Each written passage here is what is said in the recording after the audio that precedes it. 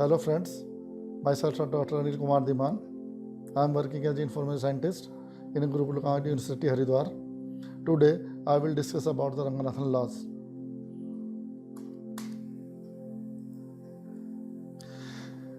We know 5 laws of Ranganathan were devised by Dr. Shyamali Ramamrita Ranganathan, who was born in 1892, but his official record date of birth is 12th August 1892. And he died on 27 September 1972. His father's name was Sri Ramamirtha Iyer, who was a landlord but died when Ranganathan was only 6 years old. His mother's name was Srimati Sita Lakshmi. She was a simple and very pious lady. So he grew up under the influence of his grandfather, who was a school teacher, and 2 of his elementary school teachers. He served as assistant lecturer in government college in Mangalore and Coimbatore between 1917 to 1921. Later, in July 21, he joined Presidency College in Madras as assistant professor of mathematics, but his salary was very low. When his attempt to get higher pay for teachers, he failed. Ranganathan was reluctantly persuaded by a friend to apply for the well-paid post of Madras University librarian. He won the appointment, although he lacked any library training, but he found the library quite atmospheric and after the liveliness of the classroom. So within a week, he was back at Presidency College.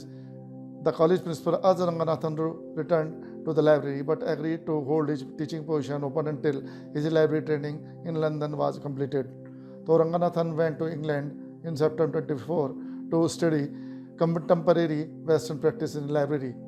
He studied under the guideship of W.C. Berkshires, who was the chief librarian of Croydon Public Library and a reputed lecturer in University School of Librarianship in London, where he acquainted with the methods of management of libraries and got trained regarding the analytical aspects, and returned with enlightenment enthusiasm for a library movement in India in July 25.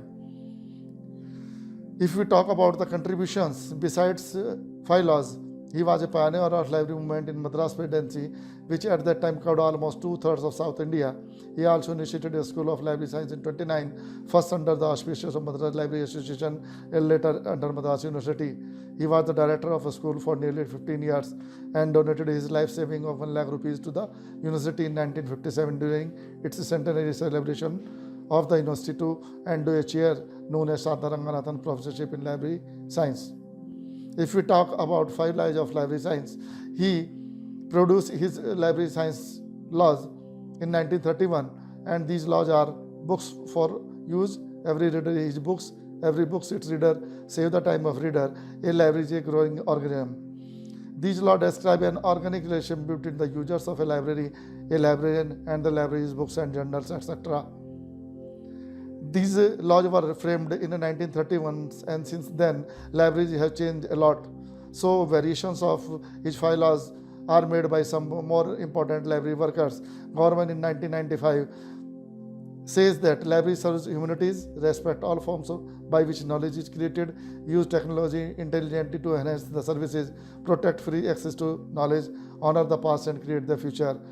Like Knowledge in 2004, in the view of web resources, variants of this law are as web resources are for use, every user has his or web resource, every web resource its user, save the time of the users, the web is a growing organism. Comparison of 5 laws of Ranganathan and new conceptions may be seen in this chart. According to first law, Ranganathan law was books for use, and in new conception, e-books are for reading, Netflix is for watching, Blackboard is for writing. Second law, every person his or her book, new conception in current environment, every listener her tunes, every artist is Photoshop, every student her EasyBib. Third law, every book is reader. So in new conception, it may be described as every blog its reader, every Google map its traveler, every digital repository its researcher. Fourth law, save the time of the reader can be interpreted as save the time of the listener, save the time of the traveler, save the time of the researcher. And fifth law, remain library is a growing organism. So 5 laws of library science are timeless objective that put our profession goals in perspective.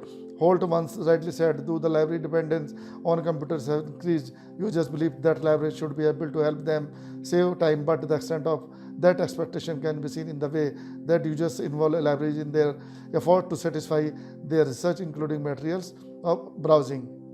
Epilogue: in last we can say philology or library science, which were formulated more than 80 years ago, and repercussion of today's digital age may seem to cloud what Ranganathan philology mean for libraries, but his law is still relevant, where the physical world of books is shrinking, but libraries are growing well in strength and productions.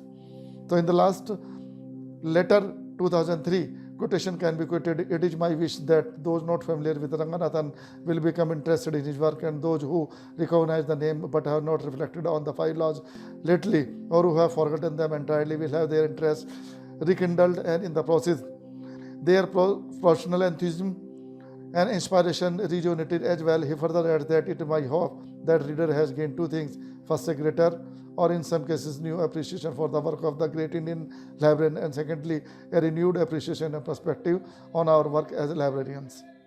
Thank you.